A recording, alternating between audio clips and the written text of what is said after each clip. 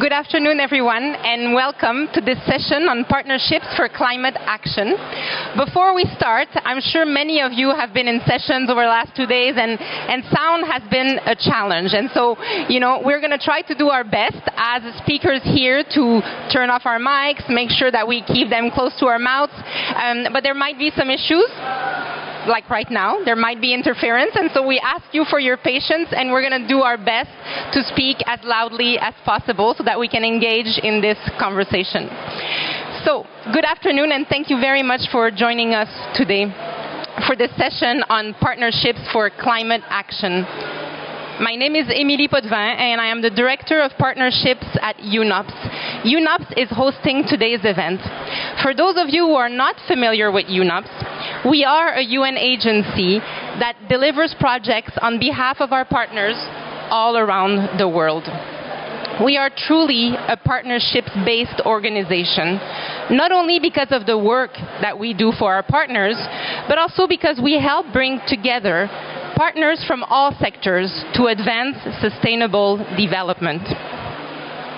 We are proud today to host a variety of such partnerships initiatives focused on climate action as part of the UNOPS family, because what you see here are all members of the UNOPS family. Today, you'll hear from a lot of our partners, our hosted entities, programs who we work with.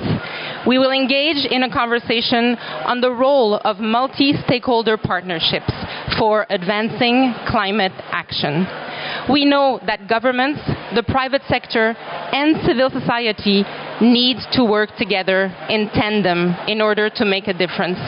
After all, this is the theme of this year's COP, right? We need to work together, we need to implement together. And we need to do that rapidly.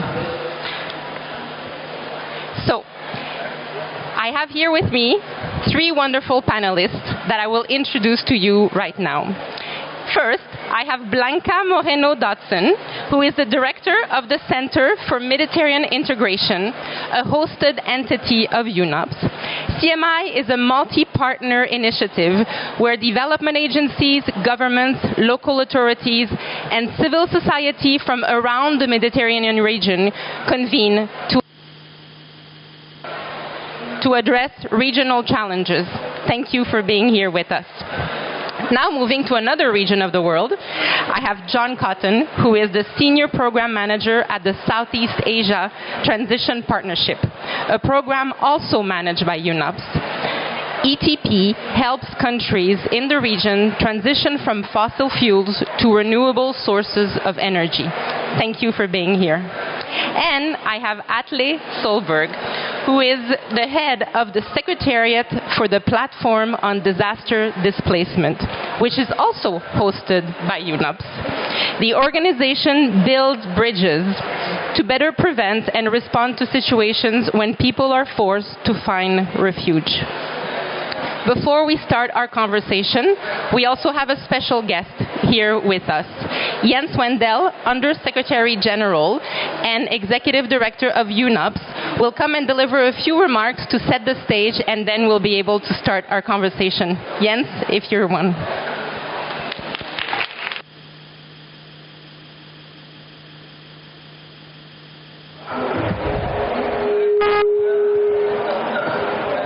We're on? Yes, we are. Dear COP participants, when we talk about partnerships for climate action, the context is the Sustainable Development Goals. And inside the Sustainable Development Goals, you actually find a goal for partnerships, which is Goal 17. So not only the substance goal of climate action, but also the Goal 17 is there. The idea of collaboration sits inside the SDG framework. The other thing is that the Secretary General has introduced a concept here over the last year that is called networked multilateralism. And it's another way of signaling that we need to open up diplomacy, we need to open up the way we work. And network connotates partnerships network connotates that we are more equal in that conversation. And I think this is also relevant for today's conversation. Then I'd like to read you the title of the 3 panelists' organization. We heard that one is Center for Mediterranean Integration, one is Platform for Disaster Displacement, and one is Southeast Asia Energy Transition Partnerships. There are 3 words in there that are important. It is integration, it is partnership, and it is platform. And when you take these concepts and you put them together with scientific goals that sits in climate action, then we start having something powerful. And I hope today we can get a little more insights. How does that work in reality? But I'd like to make another point, and that is, in the climate actions discussions, there has been at this COP together for implementation, but the one question is, yes, we are together for the implementation, but how about the money? So there is a lot of discussion about money.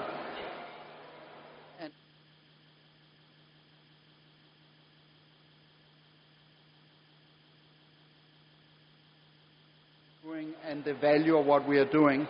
And my suggestion is that we underrepresent a number of climate action initiatives. And let me explain my point. That if you provide renewable energy, typically off-grid or in unstable areas, if it is done correctly, it underpins medical services. It helps vaccine comes out. It underpins directly education. It makes it possible to do jobs. And there are a number of other so-called co-benefits. But those co-benefits, they have cash attached to them. They are real. And I had a meeting with the Ghanaian finance minister, and he understood, because I could tell him, Mr. Finance Minister, you can see if there's less pressure on your health budget. You can see if there's more tax coming in because of jobs. We need to describe those things when we do climate action, and we need to take time to do that. But then, of course, you will ask the question, how do we do that? And one of the ways to do that is a 4th component of being together, and that is we need diversity in our teams. We need different professions. We need the teacher, we need the doctor, we need the economist, we need the engineer. So in those collaborative efforts, if we have diversity, it's not difficult for a doctor to describe how a hospital or clinic works better and what it is worth to that clinic. It is not difficult for a teacher to explain how educational attainment becomes better. We just need to have that diversity in our teams. And then there's a term called multi-stakeholder processes. It shows up a lot. But when it shows up, it is that when we go out and do solutions, we have to learn to listen to each other and the diversity. We need to co-create solutions. And that is the 5th component of really doing things together. That is the willingness to co-create instead of a standoffish, I know, you don't know, and we need to replace that with co-creation. So I hope that in the dialogue with the 3 hosted entities in UNOPS, we can get a little more insight on the 5, you can say, components of doing things together. It is the integration, it's the platform, it's the partnerships, it is the diversity, and it's the co-creation. And then I'd like to finish with a quote from the Secretary General. Recently, he said, on every climate front, the only solution is solidarity and decisive action. So I look forward to a good conversation here. Thank you very much for your attention. Thank you, Jens. And so to build a little bit on what Jens had said, why don't we start by talking about the role of multi-stakeholder partnerships. And so Blanca, I'll start with you, because we all know that a key factor success in climate action is addressing the needs of those most vulnerable to climate change. For example, in your region, the Mediterranean region, the climate is warming 20% faster than the global average. So while the region is suffering from socio-economic issues for a number of other integration problems, I'd like to understand how your organization aims to address common regional challenges, such as resilience to climate change and human capital mobility. How do you leverage regional multi-stakeholder partnerships to deliver on your mission? Thank you very much, Émilie, and thank you very much, James, for inviting me to be part of this fantastic panel. As I was listening to you, James, I was thinking how well the Center for Mediterranean Integration fits into UNOPS. The center was created 12 years ago by the World Bank, and it is a clear example of SDG 17 because we are essentially a regional partnership for the Mediterranean. It is the only Mediterranean institution that gathers the multilaterals like the World Bank, the European Investment Bank, the French Agency for Development, the lenders, the ones that have the funds, together with governments at the national and also local and regional level on a voluntary basis. The members, the governments that come to the CMI, they come because this is their forum and they believe that they can contribute to finding common solutions to common challenges for everybody in the region. We also have civil society involved. We, for example, have created 2 networks of youth, one on water and one on climate that we work with, and they are involved in everything that we do. So by having the governments, decision makers, together with multilaterals, lenders, and civil society who have the viewpoint, from the ground, they know exactly how things work or not work, we try to find common solutions to joint challenges. As you said, climate change is affecting this region more than the rest of the world. And this is not only creating more disparities between the north and the south of the Mediterranean, but it's also creating some situations of emergency, like forced migration. We talked about it yesterday a little bit. And again, there is no way countries in an isolated manner can find the solutions. We require collaboration because waters are transboundary, pollution is transboundary. There is no way that one country at a time can find the solution. So what we try to do is influence policy making. And how do we do that? Because at the end of the day, policymakers have to create the regulations. They have to accept if they take a project or not. So it's very important that the governments and the technical teams working with them have the capacity, the technical capacity to deal with climate change challenges, which is the topic of today. By the way, we work on other interconnected dimensions of Mediterranean integration, like you mentioned, human capital, trade integration. So what we try to do is influence policy making, and we do it through 3 main lines of work. Knowledge, we work with academics, with think tanks to have cutting-edge knowledge in all the products that we publish. Reports, also we organize a lot of regional dialogues with everybody that I mentioned involved. The second line of work is specific capacity building to train people. For example, we have a network of 177 municipalities in the countries that are hosting refugees that have also a lot of climate issues. So we work with them, we nurture the communities, and we deliver free training, for example, in partnership with Microsoft and many other partners, to build their capacity to deal with the social inclusion and the climate challenges that they have. And the third line of work, which I will explain in the second question later, it's related to project incubation. So especially through the youth, we have been able to incubate several startups that have nature-based solutions to the water challenges. And these are all led by the youth. And I will explain that to you in the second round, because I'm afraid I may be already running out of time. Yes, we can. Okay. Next round, that's good. Thank you. So you and I have been working together for a while, and every time we meet, I hear about a new component of something that you're doing. So it's always very exciting. John, I turn to you now. And so Southeast Asia is another region that is very vulnerable to climate change. And it is already affected by natural disasters, and whether we look at Pakistan or what's happened lately. The situation will worsen unless countries make clear cuts in greenhouse gas emissions. So how does the Southeast Asia Energy Transition Partnership accelerate the energy transition to reduce green gas emissions in the region? Hello. Okay, thank you. Thank you very much for the question. Thank you for having me today here at this Sorry, can you hear me? It's actually quite reassuring that it's noisy, and this reminds me of my life in Southeast Asia.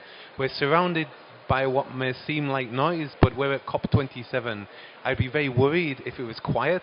It's great that all this conversation is taking place, and it's great that UNOPS is in the middle of all of this chaos, trying to make sense of it all. So I'm actually very pleased it's the way it is.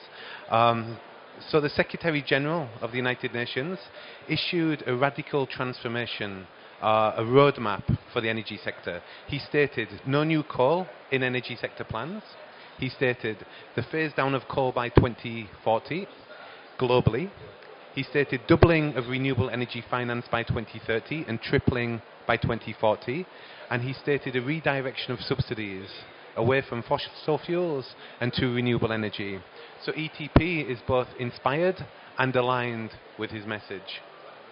The Southeast Asian Energy Transition Partnership is a consortium of members coming from philanthropies and governments. From the governments we have the UK, France, Germany, Canada, and are in discussions to expand this.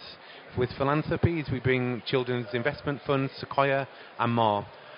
And all of this is held together by the glue of UNOPS. It's very empowering for us doing our work in this modality, actually. So we have from the government side, we have a very clear directive of what they want when they sign the mandate. And we can leverage on all of their high-level contacts, their ministerials. It's a very empowering tool for us.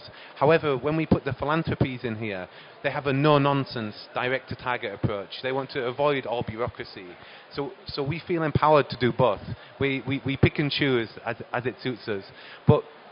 And then having the UN flag over the top of this gives us a lot of credibility in the country. It opens doors where bilaterals can't go. In the case of Vietnam, for example, we are the only entity working on coal phase down. This is a very, very sensitive area. Socio-politically, very difficult arena to move into. Vietnam does want to embrace the energy transition. It does want to phase out its coal-fired power plants.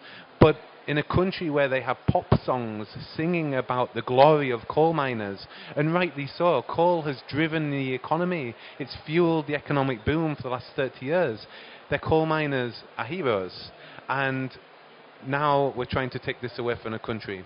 So it's a very, very sensitive area, somewhere where we have to be very delicate. So the Energy Transition Partnership works hand in hand with our governments. We want to lead, or we don't want to lead. We will work within a government-led energy transition. We don't parachute ideas into government. We help the government formulate evidence-based decision-making to move forward with the energy transition. And we do this under 4 rough pillars. The first is policy.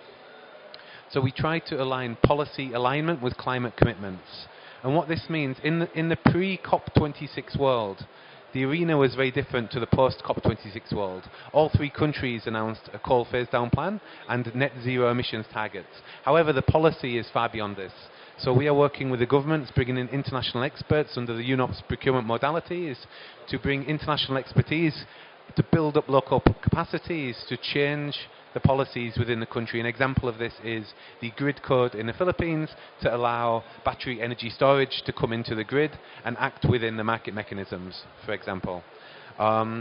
We work on de-risking renewable energy and energy efficiency projects. What this means is opening the door for capital and finance to flow in. This is a very challenging process, and it's something that we push over the years. So we have a wind roadmap in Indonesia, for example, where we will address impediment by impediment. We work on smart grids. This is the infrastructure required to allow the energy transition to happen, and we work on all of them. We work on capacity building. This is really at the core, because without building the capacity of the local stakeholders, there is no sustainability and no motivation to continue. Thank you. Thank you. So Atle, Blanca and John have both talked about, working with various partners on mitigation and adaptation measures. But what happens when mitigation and adaptation fall short? The consequences, as you know better than any of us in this room, can lead to widespread displacement. So all the measures, including mitigation, adaptation, and disaster risk reduction, are crucial to addressing displacement related to climate change. But this requires a lot of coordination from a lot of stakeholders, and I think we've heard the word coordination many times already. How does the platform on disaster displacement work to enable such coordinated action? Thank you, Émilie, and I feel I've been shouting all day to speak over the sound, so I hope you can hear me. Yes, indeed, what you said, global warming will lead to more people on the move. And people will move in all different forms and shapes and with different needs. And just to situate us a little under why we are here in this Conference of the Parties, in 2010, the parties under the Cancun Adaptation Framework for the first time started to refer to human mobility. They said that we need to take into account climate-induced migration, displacement, and planned relocation. So that's 12 years ago, where parties to the convention recognized the challenges of human mobility in climate change talks. What's important with that is that climate change will lead to different mobility, and that means it's an adaptation challenge. We need to scale up adaptation and mitigation so we can let people have better choice whether to move or not. So it's clearly an adaptation challenge. That's why human mobility sits under the conversation we are having here today and these 2 weeks. It's also important with that recognition in 2010 that moving people or people moving can itself be an adaptive measure.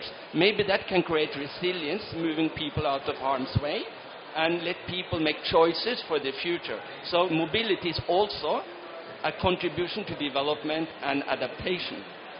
What it is concerning with further global warming, that we will see more examples of people not really having the choice to move, people running out of options. The Intergovernmental Panel on Climate Change speaks about hard adaptation limit, and then we are into difficult territory. And I see on the posters on the web, loss and damage. That's loss and damage. When people are running out of option, and the only options left is displacement, that's loss and damage. And we know that's also an important aspect of the conversation and the negotiations.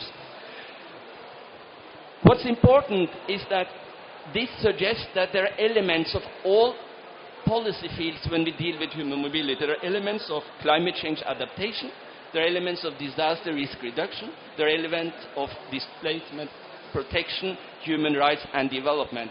So the point is, how do we bring that together in a coordinated fashion, integrated policies and under platforms and in a spirit of partnerships?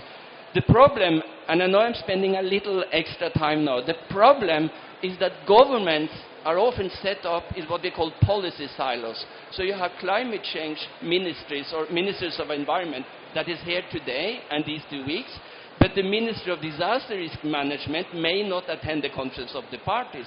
They may attend the Global Platform on DRR. And those ministries in a government dealing with migration do not necessarily participate in this conversation these 2 weeks. They may attend something called the International Migration Review Forum in New York. So there is a challenge to bring governments into whole-of-government approaches. Another challenge is, of course, the United Nations is also set up with different mandates and different areas of work. So how do we bring important agencies such as International Organization for Migration, the High Commissioner for Refugees, United Nations Development Programme and Human Rights, how do we bring them together in an integrated manner? I do not pretend that the Platform on Disaster Displacement can bring that together, but we are a state-led initiative.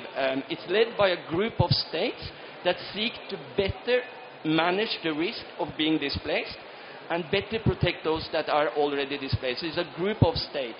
We have in our steering group, IOM and UNH are standing invitees, and also UNOPS as an ex officio member. And this is an attempt to bring these different policy strands together within one umbrella. And personally, as head of the Secretariat of PDD, we are very happy to be hosted by UNOPS. It brings us, or it gives us a platform across which we can work with the different policy strands and the different policy fields. So the key message of what I'm saying, if you want to really deal with human mobility in the context of climate change and all the challenges related to prevention, preparedness and responding, we need to have integrated approaches, and we need to work across in partnership and bring in all the tools in the toolbox for the future. So thank you, Émilie.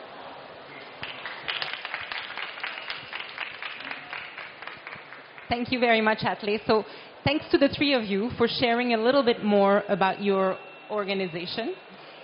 And so what we've, yeah? We need to be very disciplined with the mics.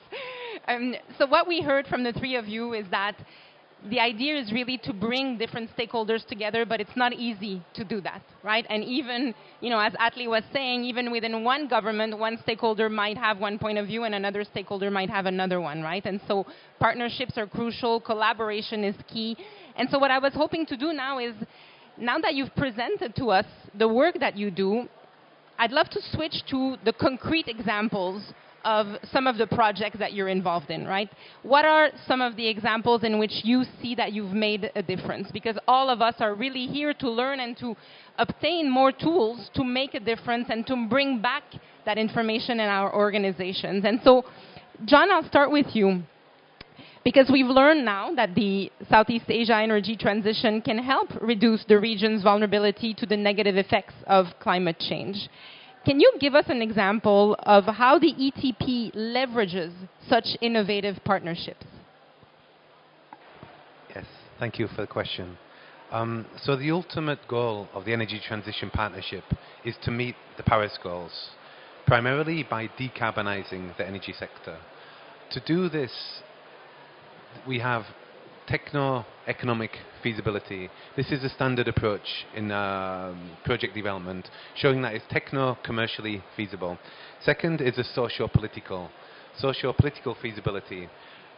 Having all of these four come together is incredibly challenging, and it involves many, many stakeholders. So the first part of the ETP mandate is to coordinate.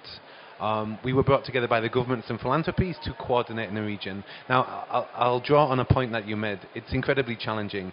Everybody understands the value of coordination in the development partner space. Nobody wants to be coordinated.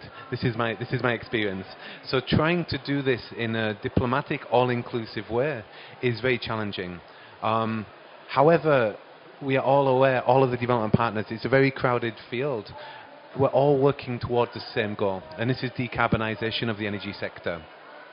So finding the roles and responsibilities, allowing people to take their own authorizations to move in their specific areas is critical.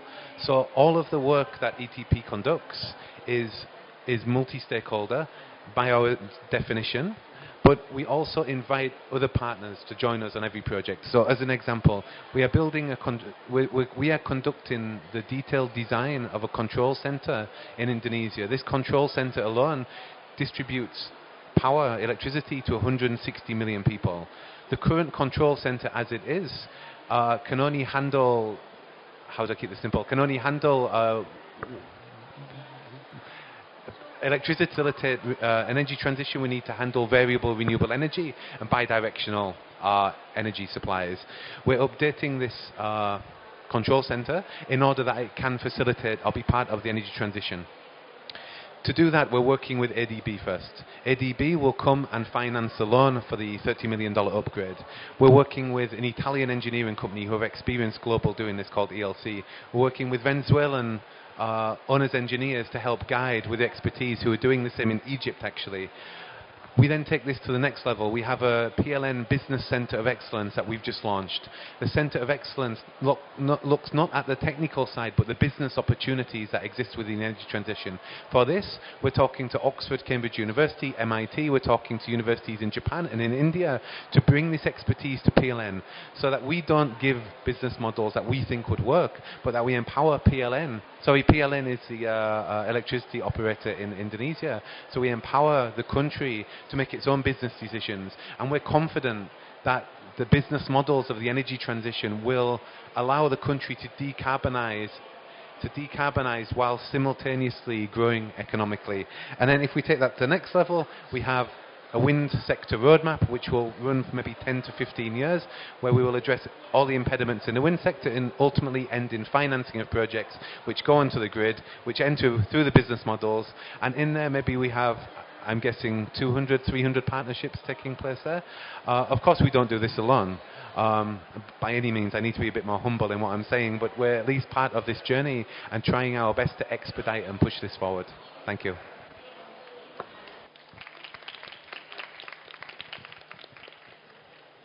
Thank you, John. So you actually highlighted an important point, which is really about inclusive partnerships, right? And I think I'll build on that. And Blanca, earlier you said you were going to give us a little bit more in terms of inclusive partnerships. And so I'm wondering now, how do you leverage local stakeholders and knowledge and solutions to advance territorial resilience to climate action? I'm glad that John talked about energy, because I want to give the example of water. And I want to tell you about this study that we recently finished at the Center for Mediterranean Integration that looks at the linkages between climate change, water scarcity, and forced displacement or forced migration. And the study focuses on Morocco and Tunisia. We heard in this COP many times that although the problems are global, the solutions must be local. But to really find local solutions, you need good data. So what we did in this study is to drill down to the specificity of 2 river basins in both countries, in Morocco and Tunisia, to see where is exactly the problem of forced displacement due to lack of water.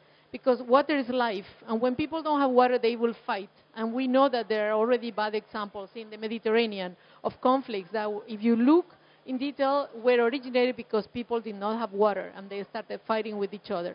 So this study looks at the risk associated with lack of water. So first you need good data. So what we did was to apply this water accounting methodology that was actually implemented by one of our partners, the International Water Management Institute, to look specifically to see what are the areas in Morocco and Tunisia that are dangerous, that could create actually country and regional instability. And with those data, we were able to make some recommendations of the kind of changes in policy that the Moroccan and the Tunisian governments could implement. One of the conclusions is that the agriculture models have been really oriented towards exports of some agriculture goods that were going to provide income to the farmers and income and foreign reserves to the country. So it was really export-oriented and very heavily intensive in water. That's not the only model. There are other models that would actually continue to allow the farmers to have a dignified life, but they will be less water consuming. And also, it will prevent this massive exodus of people going from the rural to the urban areas, which is a problem. Because when that happens, not only you have problems of social inclusion in the cities, but also you have a problem of loss of biodiversity. We need these people to stay in the agriculture areas because there is a problem of food insecurity at the region. There are some countries that were on the border of food insecurity before the Ukraine crisis, so now it's even more so the case. So there are so many reasons to fight to keep these people, again, as I said, with a dignified life, but in the rural areas. So there are some conclusions in this study that are directed to the policymakers, and now the next step, and one of the persons who is speaking after me is going to tell you about one of the local-based solutions to the water scarcity issues. But what I want to say is that after the study, we need to move on to implementation. And that's why we are trying to establish a partnership with UNOPS local office in the Maghreb, so that the CMI will provide the capacity building and the knowledge coming from this study, and UNOPS local office would implement the small water infrastructures. So this is the ideal combination of knowledge, capacity building, and implementation of projects on the ground. One very important element I forgot to say is that this study, and the person after me will tell you more details, was implemented thanks to the youth. Because during COVID, there was no way we could travel to all these countries to gather the data. But the members of our water network, they're all over the region. So they were the ones while staying in their countries, they were able to gather the data, and we were able to deliver the project on time. That's why youth is essential to what we do, and I'll let Maher speak by himself, okay? Thank you. Yeah, thank you, Blanca. And so, you know, we're here, we're talking about projects, but I think there's nothing better than to actually hear it from the mouth of people who have been impacted by that. And so we're going to have a little video here behind us, where we're going to hear from Nabil Korshani, who's the founder of Farmed, and he's going to tell us how CMI helped foster such local action and solutions. Hi, my name is Nabil Horshani. I'm the founder of Farmed, which is a mobile application for selling and buying agricultural products. The e-hackathon and bootcamp programs organized by CMI helped us in the training and building our business plan, and also supported us with the seed fund in order to reach our MVP. I'm a member of MediaWatt, which is a network of young people in the water-related topics. So it's a medium where you can find easily someone with the same background and the same interest, and where you can find, build together a business idea.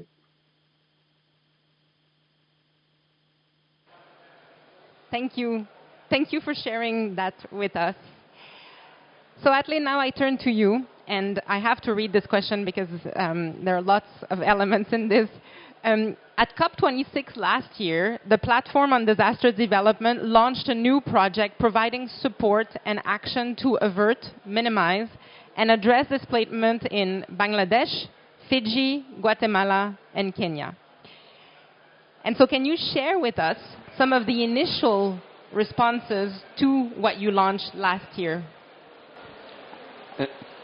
Thank you, Émilie. You said Platform on Disaster Development, I think. Did I? But that's also important that the development angle is there. So I just wanted to comment on that. So you're giving me a free pass this time. Yes. So again, I want to insist that we situate this conversation a little to what happens at this COP. And I just, as I said, that in Cancun in 2010, parties recognize mobility as an adaptation challenge, but also mobility as a solution to your adaptation challenge. In 2013, there was a growing recognition around loss and damage with the establishment of the Warsaw International Mechanism. And in Paris, the parties decided to create something called a task force on displacement that was mandated to develop recommendations on how to avert, minimize, and address displacement. These recommendations were then developed under the auspices of the Warsaw International Mechanism. In Katowice, they were welcomed by the parties to the convention. So there was a set of recommendations on how to avert, minimize, and address displacement related to the adverse effect of climate change. This recommendation was the founding for a project that you mentioned on how to avert, minimize, and address displacement, which we launched last year in Glasgow, and where we have 4 project countries, Guatemala, Kenya, Fiji, and Bangladesh, where we are in the process of developing national project plans on how these countries see as their priorities on how to avert, minimize, and address displacement. The 2 key objectives of the project is to, on one side, develop a better understanding of loss and damage, both as a form of displacement or displacement as loss and damage. We have to recognize that we talk quite a lot about loss and damage these days at this COP, but we still haven't grounded under understanding what do we really mean by that, also how it manifests itself locally. So the project really seeks to develop and tease out what could loss and damage and displacement look alike in a country like Fiji, small island developing states, or a country like Bangladesh, fundamentally vulnerable to the adverse effect of climate change. And then the second arm of the project is to develop measures for action and support. How do you avert, minimize, and address displacement? So the project is designed around knowledge generation, risk assessment, how to develop modeling on risk assessment, disaster displacement preparedness, integrated planning, which is probably one of the most important elements. How do you integrate your disaster risk and climate change adaptation planning, also with some of the mobility challenges? And the fifth area is access to finance. So we are starting to implement in these 4 countries. We are very excited for the interest that Guatemala, Kenya, Bangladesh and Fiji have shown to work in a joint project that will probably or hopefully complement what they are doing. The challenges of loss and damage are enormous, but that these projects can complement some of what they're already doing, but also link it to the discussion that is taking place under the Framework Convention, as well as elsewhere on loss and damage. And finally, I think it's an interesting moment. On Sunday morning, the parties adopted an agenda item where they will look into how to address the financing issue around loss and damage. And I think that's an important contribution we can do in a particular project to show us what can loss and damage look like in a country, how do we work around efforts to avert, minimize and address it, and what would be the requirement for a solid response to these challenges. So I think this Conference of the Parties is a very important opportunity to progress on the financing side around loss and damage, be practical around what can be financed. The establishment is what we call the Santiago Network on Loss and Damage, how to catalyze support for loss and damage. And finally, maybe this can also inject some more progress or development around the work on the Warsaw International Mechanism. So we are very happy, and we feel that this project, funded by the Norwegian Agency for Development Cooperation, is very timely and very linked to those conversations that are taking place as we speak. At 5 o'clock, there are informal discussions about the decision on loss and damage taking place in room 2. We should all be there. Thank you.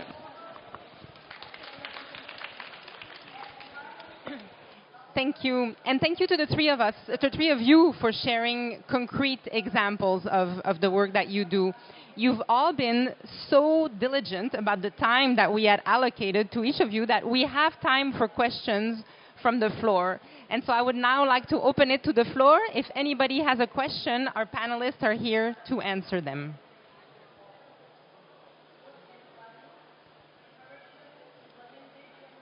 Is there any question? Yes? Hi. Thank you very much. Very interesting discussions. Can you hear me? Yeah. Thank you very much. Very interesting presentations of different experiences. Really appreciated them. And I guess my question is probably already been covered, but to get partnerships for, particularly for loss and damage and mobility and planning for climate mobility, it takes a lot of time before you can initiate something, and it's probably better if the government's involved and you all try to get the different sections that, as they mentioned, of the government involved. So how do we put that, the time that it takes to build solid partnerships, which means probably will work better in the long run, but that can take a couple of years, 3 or 4 years before it's ready to be operationalized or to move forward. It's not really, it's a kind of a comment, it's hard to answer that question, but thank you. Thank you. Blanca, do you want to start?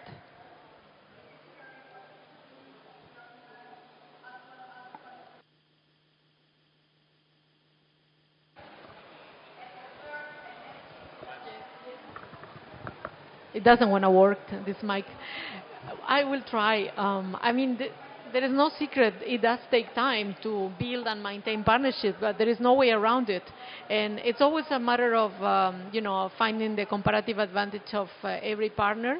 And frankly, nobody can work alone. I think the best way to have impact is to join a consortium and see what is the value added of each partner. Avoid duplication is important. Find synergies.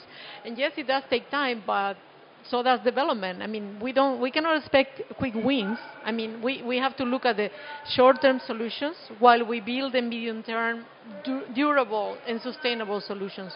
Some of them are emergencies. There is no time to wait, but some others require time because as we were discussing yesterday, with the climate uncertainties, building good projects is more challenging than ever. So a quick project may be okay to start, but then in a few years you have to review it because you didn't take into account all the social and environmental safeguards that you should have, and that takes time. That's why capacity building, again, is important to do good projects, and that's where we come in. Thank you. John, Atlee? Yeah, sure. So I'll answer through the lens of energy transition. I think the time for talking and planning was quite some years ago. In the case of the Energy Transition Partnership, that question was asked in 2017, 2018, and then ETP under UNOPS came out of it. And I think there's a lot of partnerships, lots of ready-made structures to implement now. I agree, we don't have time. In terms of mitigation, there is no time anymore. So my answer is there's already platforms that can move forward, and the time for planning is, certainly mitigation is gone, the time for implementation is now. Thank you. Just adding to my colleagues, I think don't underestimate the value of coordination and those platforms that brings people together. And that's, you could almost call that a public good. Coordination is a public good, and we need to invest in that. Because loss and damage, if you really think about it, it's squarely situated under the convention, what this convention shall do. It shall mitigate, it shall adapt, and then loss and damage. But equally, it is also situated outside of the convention in the humanitarian sector or the development sector. So I think coordination and strategic coordination is enormously important, but it's hugely challenging. But that's why we, as a platform, believe very strongly that, for example, the Santiago network on loss and damage is an important attempt to catalyze support, and we need to invest in the capacity of the Santiago network to do that function. And then we need to also continue bridging to other policy areas and invest in coordination and platform work. I think that was very nice what Executive Director said, your platform, integration, and alliances, and these words that bring work together. I think we still keep investing in that. And maybe the dividend is not there immediately, but it will be there if you invest sustainably in these processes. Thank you. Blanca, you wanted to add something to that? Yes, I want to add that I think protocols and agreements, conventions are absolutely necessary. But sometimes what I have experienced in the Mediterranean is that if you don't have a mechanism to settle disputes when one of the members of the protocol or the convention doesn't comply with the rules, then those conventions are not very useful. For example, the Mediterranean so-called Barcelona Declaration for Climate Change doesn't allow countries of the south to suffer any consequences if they violate the rules.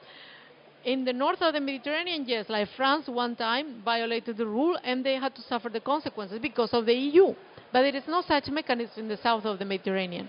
So if a country pollutes more than it should in a particular river, in a particular lake, there is no mechanism to solve that dispute. So I think the partnerships are good, but we need to give them more teeth. We have to make them stronger and build the institutional mechanisms, the institutional tools to be, more impactful. And there's no way around it. Yeah. Thank you. I know we had another question in the front.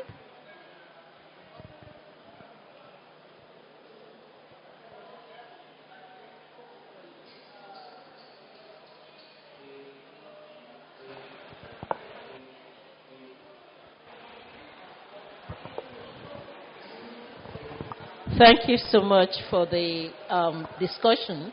I was just trying to reflect on what Jens said and what you all have said.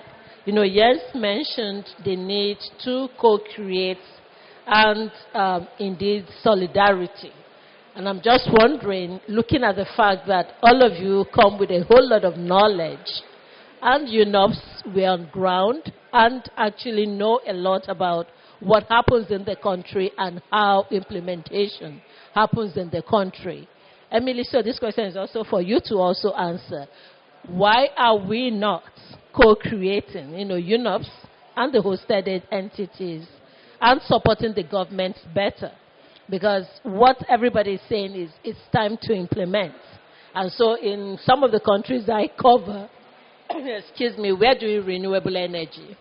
But you're talking about a smart grid and all of that. And we are just staying within the renewable off-grid space. But you've already gone ahead and you're looking at how you mix different forms of energy and help the energy transition going. So how are we not bringing that in to support countries and even enabling South-South learning? You know, you already know this, how we help in the African countries, sub-Saharan African countries at least, who are not there, to come up to the level where you've already gone in Indonesia and in other places. Africa is grappling with loss and damages. How do we help enable practical things on ground and not just leave it at every COP there's a conversation? How do we go back home with the knowledge you have and our knowledge of implementation in the country, help the country to move the needle even ever slightly? So that's my question. Thank you for this question. It's actually, I think, what we're all aspiring to do, right? And that's why conversations like today, from a UNOPS perspective, are so useful, right? Because we look at the wealth of knowledge that there is in the organization, right? Whether it's the country offices, the regional offices, and then we look at the tools, the knowledge, and everything that the hosted entities have to offer. And then it just becomes one of those moments where you're thinking, okay, well, why don't we do this together, right? And, you know, if I wanted to leave anything today when we finished the panel was for all of us to say, okay, let's do more together, right? Because we have the same objectives, we're serving the same beneficiaries, and we have different networks. And as Jens said, is how do we co-create, how do we make sure that we leverage all of that? And so at UNOPS, and I'm speaking on behalf of the organization, but for us, we see the hosted entities as amazing resources, amazing pools of talent, knowledge, and experience. And what we want to do is how do we work better together to create better results? And so I don't know if one of you wants to react to that. No, thank you. I think that's a great question. But I think it's also there is work, different work for all of us to do. And I think I just came from the Bangladesh pavilion, and they are presenting the national adaptation plan going forward. And they are really factoring in all the new risks. They have mapped out areas which need more investment. And I have no doubt that a good national adaptation plan is the first step, because that triggers finance, it triggers political commitment, and it gives you a framework for implementation. So we shouldn't underestimate the value of having good governance on the ground around these issues. And I was very impressed by that national adaptation plan, but it also factors in the fact that you need to plan that people will need to be evacuated. You need to plan for people moving. They will have different needs than others. And maybe this is not good enough for you. I don't know where you work, but I'm sitting in Geneva. I think we should have also a realistic expectation of what we can do. But I do honestly believe that engaging in this Conference of the Parties, in this process, and see countries coming forward with a robust governance framework, how to deal with new risks and new challenges, is something that will trigger or can help action on the ground. And maybe that needs to come from somewhere else than people like me sitting in Geneva. Sorry to say it like that, but I think it's work for everyone on this. But when it comes to mobility, for example, planned relocation, I'm so convinced that you can't do that without a governance framework that safeguards rights. Do the planning. You can't start move people around, and you cannot be unprepared for what's coming. So that needs to be embedded in your policies. And I think maybe there are limitations to that policy angle of our work, but it's still one contribution to the overall action on support also on the ground. So that's the best I can give you. Thank you. John, did you want to come in? Yeah, just quickly. Yes. So thank you. I think this is a great question. How can we do more? How can we do it quicker? And how can we reach further? This is a question we ask within our program on every day. How can we accelerate what we're doing, and how can we have more impact? The answer's not easy. The answer for each question, so we work in Indonesia, Philippines, Vietnam. The answer to each one of these countries is completely different. We have the communist Vietnam with a very linear structured energy sector, and then we have a very private sector driven Philippines. So it's very, very different. The first answer to this question, I think I agree with you over here, comes from the country's planning, comes from its NDCs, it comes from its National Adaptation Plan, documents such as this. When the country shows ambition, it's much easier to work within that area. It attracts. So, for example, the Philippines now has made a statement it wants wind power. The wind developers globally are heading there. They're sending their teams because they want to follow the market. So I think it's a country-by-country basis, but I think these are the questions you asked, are questions we should be asking ourselves every day. How do we do it quicker? How do we do more? And how do we reach more places? It's a question at the country level, the program level, and it's a question at the UNOPS level. Something we ask our multi-country office. How do we get more involved in these areas? How do we build on this experience? I would say for energy transition, it's new. We struggle to recruit people. There are not many people working as experts in our area. It's a new and emerging sector, and there's huge demand. And hopefully, year by year, the numbers of people working in this area will increase. The amount of financing and funding going into this area will increase. It certainly has been the last 5 years. Thank you, and I know that there were lots of other hands up. However, we have to end the conversation. Thank you very much to the three of you for participating in the conversation today. Thank you to Jens for opening up the floor. This has been very inspiring. I think today's theme is really about partnerships, and the Secretary General said in his opening statement that we need to get out of climate hell, and I think all of you are doing just that, and we hope to continue to work with you. So thank you very much. If you want to give a big round of applause to our panelists.